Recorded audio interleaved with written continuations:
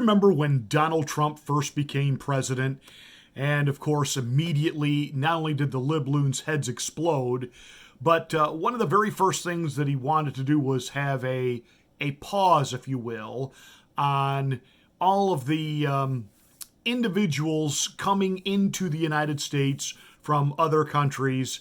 And we're not just talking about the southern border, but in particular, countries which didn't have great relationships with the United States. And the president said, you know what, we need a little bit of a pause here just for a moment, kind of figure out who all these people are and are we vetting things correctly. And immediately you had all of the liberals take to the TV, take to the radio, take to all of the social media platforms and decry, we are America, we welcome everybody here, yada, yada, yada, yada, yada. And courts tried to step in and stop the president. And anytime President Trump tried to do anything that a judge would step in and stop, immediately the news cycles went into just nonstop victory laps and constantly spinning it as Donald Trump didn't follow the law. Donald Trump didn't follow the law. Let's fast forward to right now. Where's that same coverage on Joe Biden? Because the courts have had a lot to say in this guy's first 15 months of occupying the Oval Office in Washington, D.C.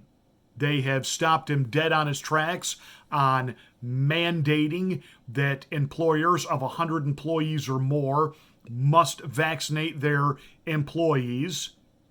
He got handed a devastating loss on masking up on airplanes and mass transportation that even now the CDC has walked back, and they're suggesting it, but they're not mandating it. And it doesn't matter whether they mandate it or not. The court stepped in and said, no more. Well, we also see that some of the things that the Biden administration wanted to do in making things even more lax at the border, federal judges stepped in and said, no.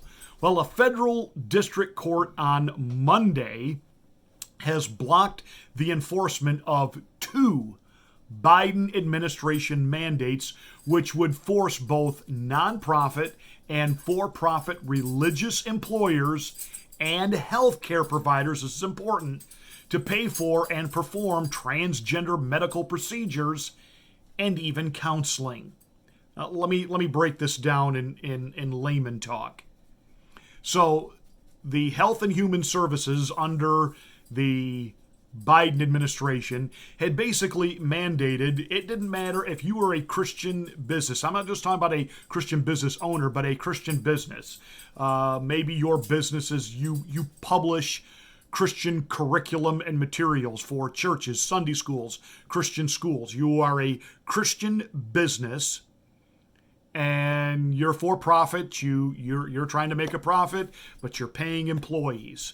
Well, the Department of Health and Human Services said if you had an employee that decided they were the wrong sex, you were going to pay as part of if you had a medical care, medical benefits program, you were going to pay for that. You were going to provide them with the counseling needed. You were going to pay for that surgery. If you were a hospital that happened to have, quote, Christian roots. We know that across this country, there are hundreds of thousands of Catholic hospitals.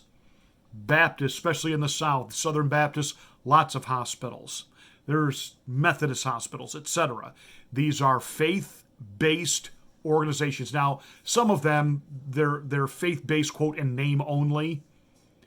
But, you know, the Catholic hospitals for years have been fighting, being mandated to perform things like abortions. Well, now, even Christian healthcare providers, whether it be Christian nursing homes, Christian hospitals, etc., etc., etc., we're going to be forced under this new Health and Human Services law mandate to perform gender-altering operations.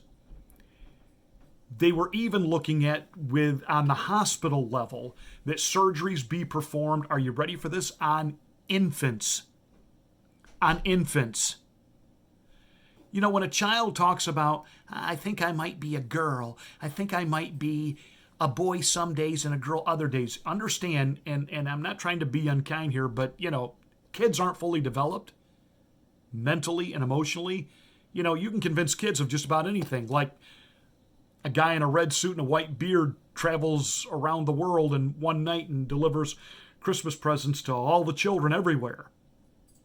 So you put a warped individual in their classroom, some non-binary, fluid, whatever they want to call themselves, and they go to work at programming, not teaching, programming, not teaching, indoctrinating, not teaching, re-educating your children from the norms, from the actual scientific established fact that gender is determined at conception and the results are proven at birth.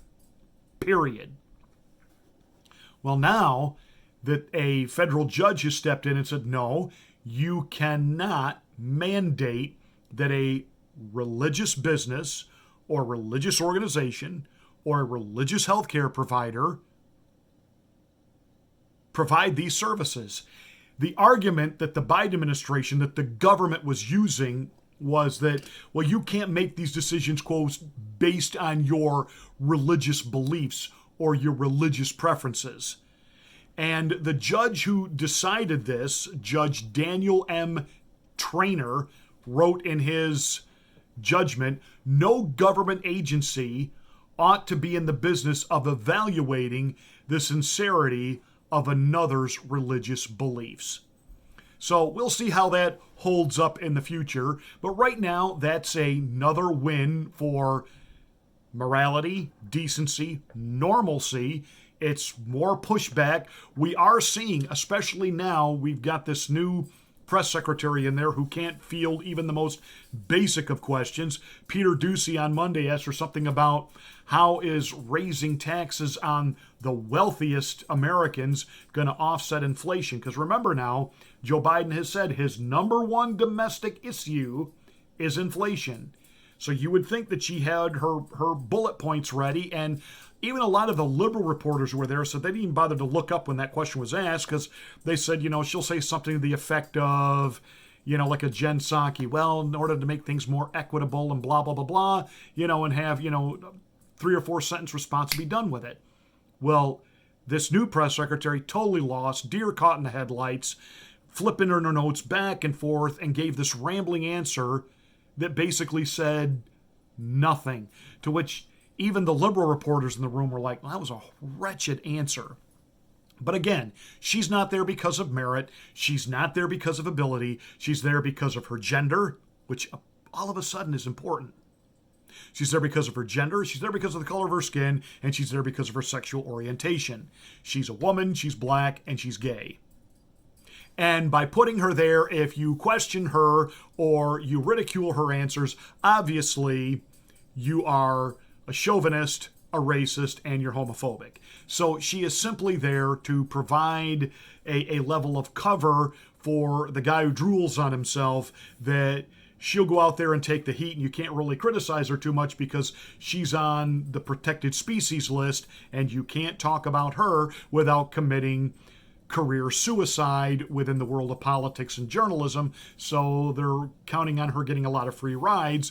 The problem is she is a complete dillweed, and that's on display for all to see, and it's only a matter of time before there's pushback on her stupidity. But we're seeing incredible pushback now when you have a business like Netflix, which declares, telling its employees, grow up and get over it. And if you're going to get offended at everything we put out because it doesn't line up with your political ideals, get out. Find a new job elsewhere.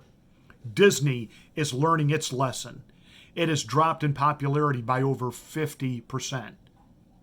They decided they'd take on all of these woke corporations that were going to flex their political might because they've given into every just flake nut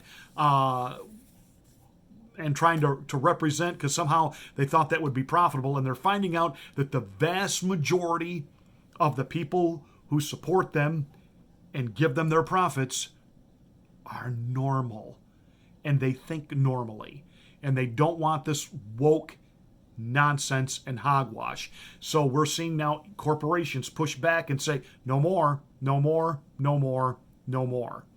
And so now we have a federal judge who has stepped in and said, we can't keep placating 0.6% of the planet here and forfeiting the rights of the vast majority, in particular, the religious rights of people.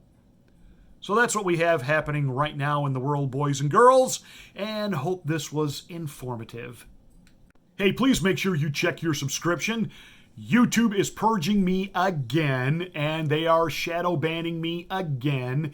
There was a time we would get thousands of views, and then it dropped to hundreds, and now, well, you see the numbers down there. And I've had people tell me, Pastor Marty, I checked my subscription, and I'm no longer listed as a subscriber, and I am a subscriber. Check your subscription status, smack the bell, click the word all to make sure that you get notification, and you might. And please, please, please follow the link below. Come to my Rumble channel and make sure you're a subscriber there.